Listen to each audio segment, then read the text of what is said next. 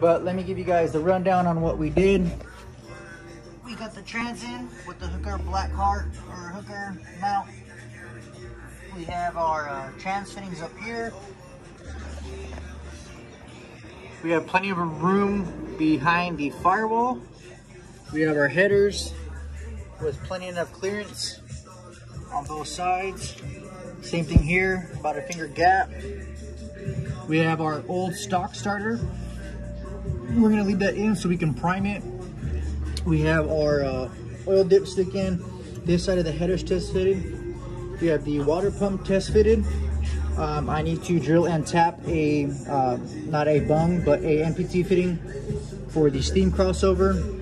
We have the alternator bracket power steering pump in. So with this one, we use the stock power steering pump hose for the high pressure. Loops up around. This one, what we did is this was bent more of maybe like a 110 degree. So we bent this at a 90. So this will kink up nice. Same thing back here on this one. This one was kinked real tight. So we bent this one. This one right here, all we did is we bent it up. Now I have to push it over to the left. It looks like it's kinked, but it's not.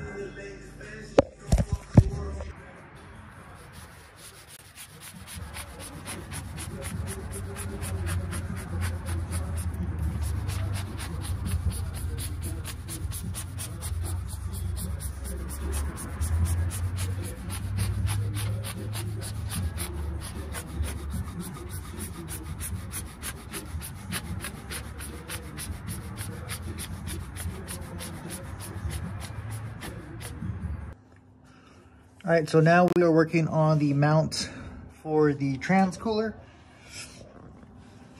So my exhaust will come this way and 90. If I have to put a heat shield, I'll put a heat shield right here. But we're gonna go ahead and put a 1-inch aluminum spacer in between the rib nut and the actual trans fan, that we can get that an inch away from the cap, and it's allowing the air to push out and circulate properly. Now the dash is fully covered in the suede flock.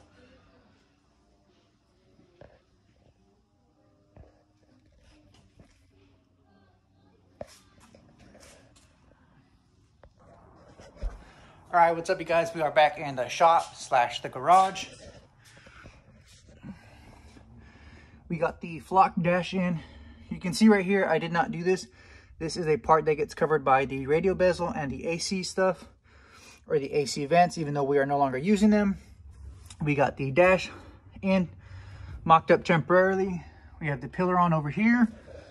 We'll go ahead and put the gauges into the gauge pod, run the wires down, and just dangle them down here until we're ready to install that. I have a steering wheel adapter that we have going on for this. So we will finish getting in the gauge pods for over here.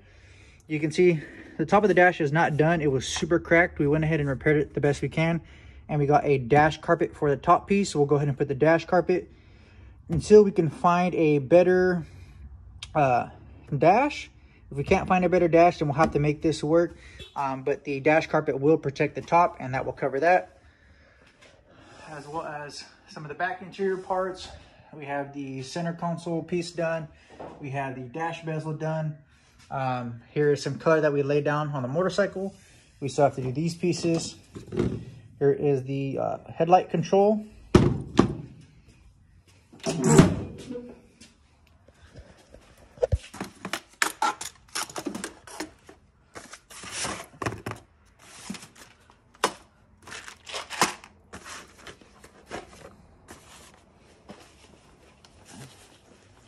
So for now, the two that we're going to be putting is the Holley fuel gauge and a Holley trans temp.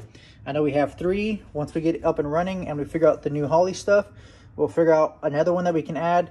Maybe AFR, maybe boost, or pretty much a boost pressure gauge. We can add that later on down the line if needed. But we will we will leave this just open and black for now.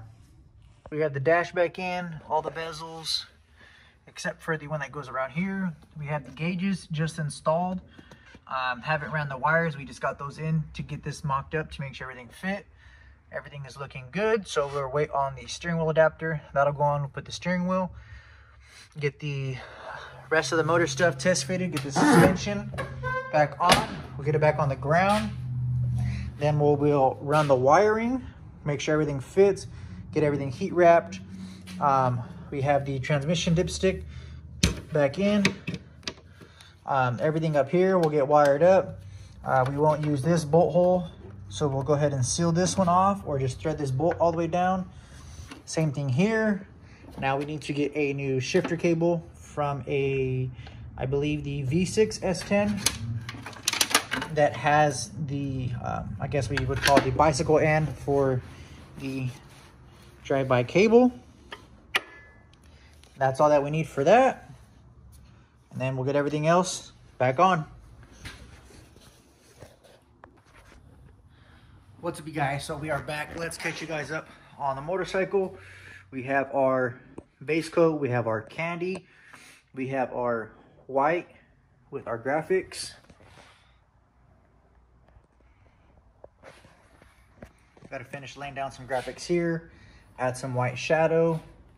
Same thing here, add a little bit of white shadow. Got to come back in here, add some black shading, Same thing, some black shading, fill in this mark. So we'll wet sand this, or dry sand, and then we'll add the graphics.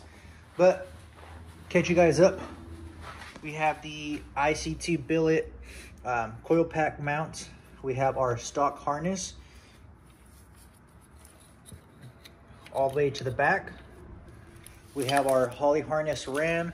So with the stock, I don't remember if this is not the engine bay. I think this was actually this was the hole for the stock computer.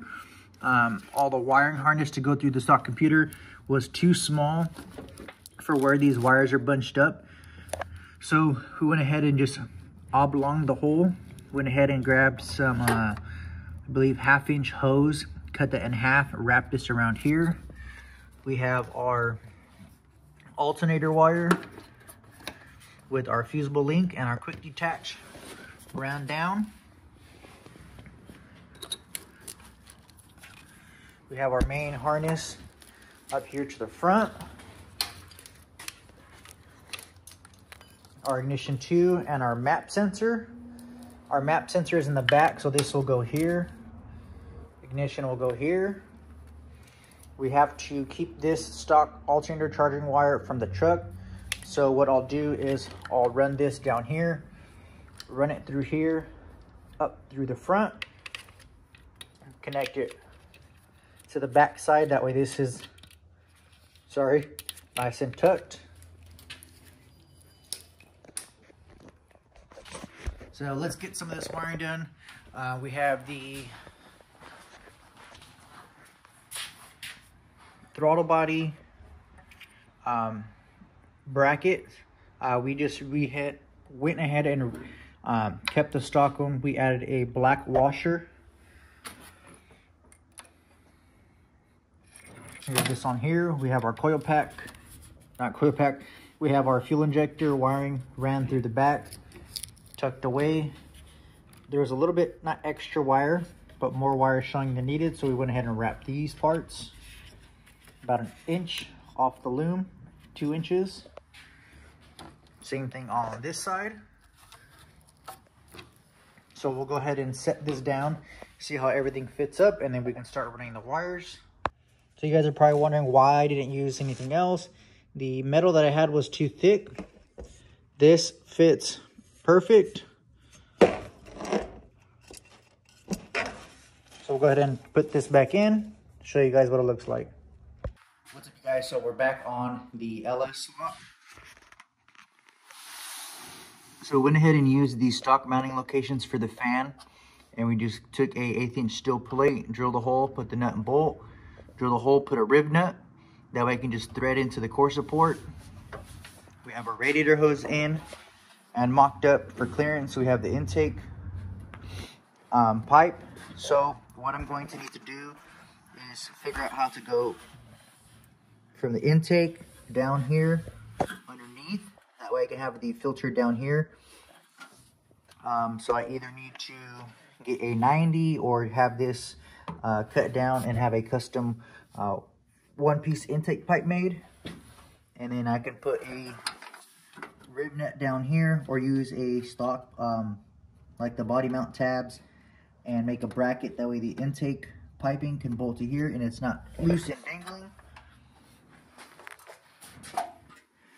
Same thing with the stock tabs. This is mounted to here. Same thing, rib nut.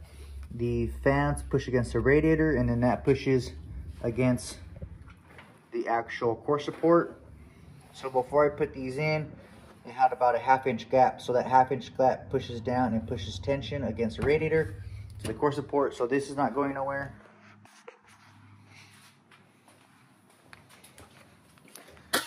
And then on the inside, we have the speedometer, GPS just ran through the back side of the dash, ran up. We're gonna work on this as well. This is the motorcycle all complete.